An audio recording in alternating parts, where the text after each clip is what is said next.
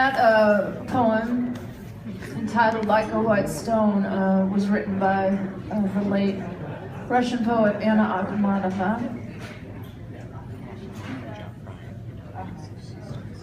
My husband and I adopted our daughter from Russia about 10 years ago. She was about 6 years old,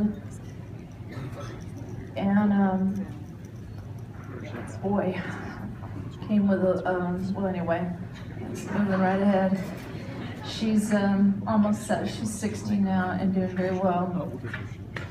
But she came out of a world that, you know, in every way was very foreign to us, and a personal history, you know, that was very unique.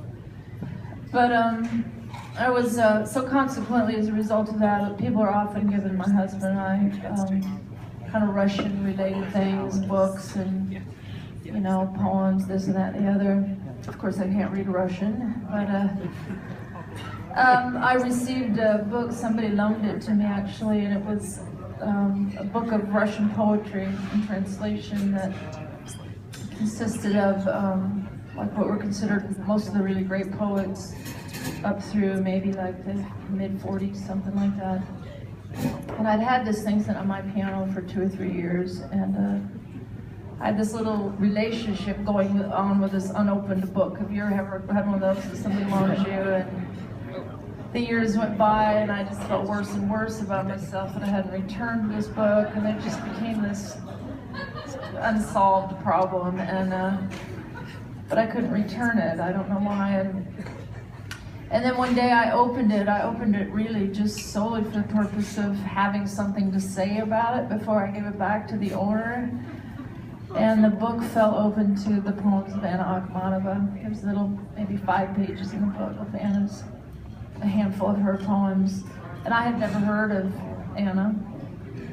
I hadn't heard of most of the poems in the book, to be honest, but that song I just did was the first poem I read of hers, and something just instantly happened. I felt directed to set her poems to music, and so I did. And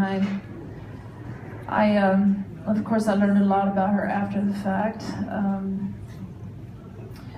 But I'm going to do a few of those songs. I ended up making a record of them that came out a few months back. I lose track of time now that I'm getting a little older. When was it? It was this past year. It was 2015.